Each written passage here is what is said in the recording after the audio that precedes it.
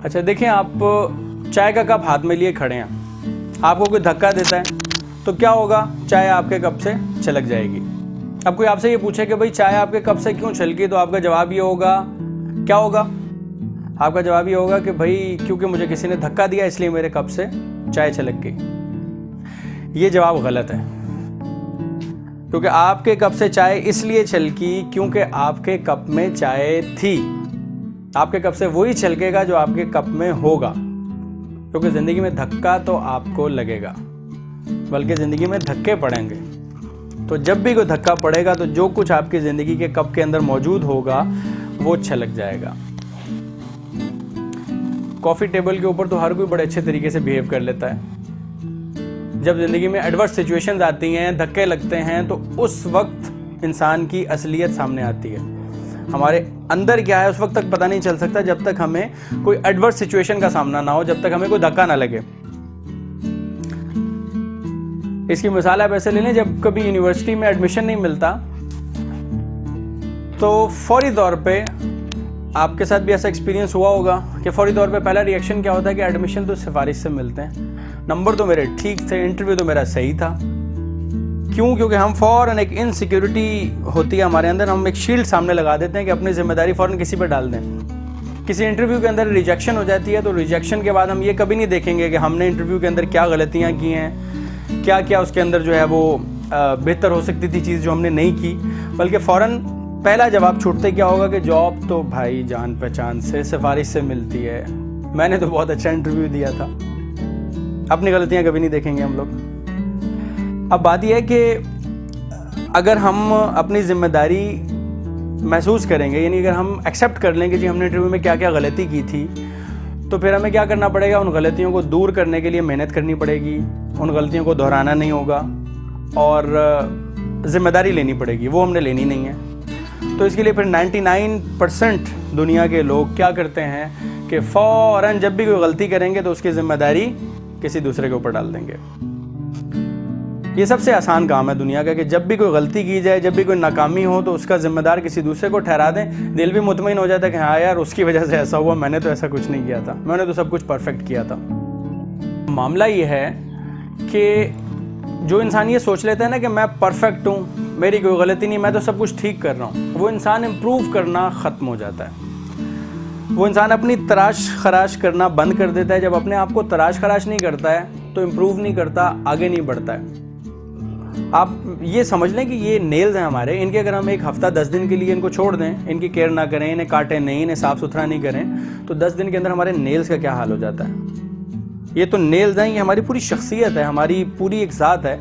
आप में से बहुत सारे लोगों को एक्सपीरियंस हुआ होगा कि जब आप कहीं लंबे सफ़र पे जाते हैं तो रास्ते में कोई वीरान जगहों पे भी आप रोड के किनारे देखते हैं कि वहाँ पे दरख्त उगे हुए होते हैं, वहाँ पे झाड़ियाँ उगी हुई होती हैं, कांटे वाले कोई क्या कहते हैं उसको, कैक्टस और इस तरह के और झाड़ियाँ, झाड़ झंकाड़ किस्म के पौधे खुद ब खुद उगे हुए होते हैं। लेकिन इन जगहों पे कभी भी ऐसा नहीं होगा कि आप देखें कि गंदम की प्रॉपर फसल उगी हुई है, वहाँ पे कोई प्रॉपर आपको जो है कपास की फसल उगी हुई मिल जाए। ऐसा कभी भी नहीं होता है। ऐसा इसलिए नहीं होता क्योंकि ये लॉ ऑफ नेचर है कि जो गंदम की फसल है उसे उगाना पड़ता है, झाड़ झंकाड़ खुद ब खुद उगाते हैं। तो इंसान की शख्सियत के अंदर भी जो अच्छाई की फसल है उसका बीज बोना पड़ता है। जब बीज डालते हैं फिर उसमें पानी डालना पड़ता है, फिर उसका जब पौधा निकलता है पौधे की केयर करनी होती है, उसे प्रॉपर खुराक देनी होती है, उसे प्रॉपर खाद देनी होती है, फिर वो बड़ा हो जाता है, जब वो फल देने लगता है तो फिर भी उसको कीड़े मकोड़ों से बचाना होता है। गंदम की फसल के साथ भी यही है और इंसान की ज़ात के अंदर जो अच्छाई की फसल है उसके साथ भी यही है। इसे उगाना पड़ता है, इसकी केयर करनी पड़ती है, ये खुद ब खुद कभी नहीं उगती है। जबकि झाड़ झंकार और वो जो बूटियां हैं जिन्हें आप समझ लें कि पैरासाइट्स कहते हैं, जो अपनी खुराक खुद नहीं बनाते, पौधे दूसरे पौधे की खुराक खाते हैं, तो फैली उर्दू में कहते हैं उन्हें, पैरासाइट्स। इस तरह के जो पौधे हैं वो खुद ब खुद, और इसी तरह की जो बुराइयां हैं वो इंसान के अंदर जो एट्रीब्यूट्स, बुरे एट्रीब्यूट्स हैं, जो इंसान की शख्सियत के अंदर कमियां हैं, वो खुद ब खुद पैदा होती हैं। उनकी सफाई करनी पड़ती है और अच्छाई की फसल को उगाना पड़ता है। तो जो शख्स ये समझ लेता है कि मैं परफेक्ट हूँ, मेरी कोई गलती नहीं है, हमेशा अपनी गलतियों की जिम्मेदारी या अपनी कमियों की जिम्मेदारी किसी दूसरे पर डाल देता है, तो वो अपनी तराश खराश के अमल को रोक देता है। तो फिर उसके अंदर ये जो पैरासाइट्स किस्म की बुराइयां हैं ये पैदा होने लगती हैं, अच्छाई की फसल तबाह हो जाती है उसके अंदर। जिम्मेदारी ना लेने का जो नुकसान है वो ये है, आप कोई बिजनेस करेंगे तो उसके अंदर आपको नुकसान तो होगा, आप गलती तो करेंगे, क्योंकि गलती करना इस बात की अलामत है कि आप कोशिश कर रहे हैं। जब आप कोशिश करेंगे तो गलती करेंगे, गलती करेंगे तो उससे तजर्बा हासिल करेंगे, तजर्बा हासिल करेंगे तो गलती को दोहराएंगे नहीं, और जब आप गलती को दोहराएंगे नहीं तो आप एक कदम आगे बढ़ जाएंगे। This is how life goes on. किस तरह से जिंदगी इंप्रूव करता है इंसान अपनी जिंदगी के अंदर। तो मैं तो ये कहता हूं कि आप जिंदगी में जी भर के गलतियां करें, लेकिन कभी किसी गलती को दोहराएं नहीं। One mistake once in a life time, one mistake once in a life time, never ever repeat that mistake. वो किसी मशहूर शायर ने कहा है कि दिल गलती कर बैठा है, गलती कर बैठा है, बोल कफारा क्या होगा।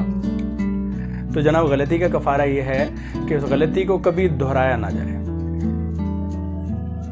जिंदगी में धक्के तो आपको पड़ेंगे, धक्के तो आपको पड़ेंगे।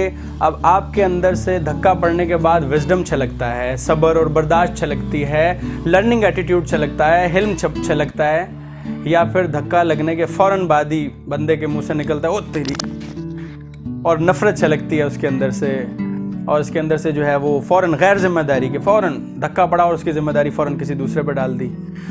तो आपको धक्के तो पड़ेंगे, लेकिन आपकी ज़िंदगी के कप में से क्या छलकता है इसका फैसला आपने खुद करना है।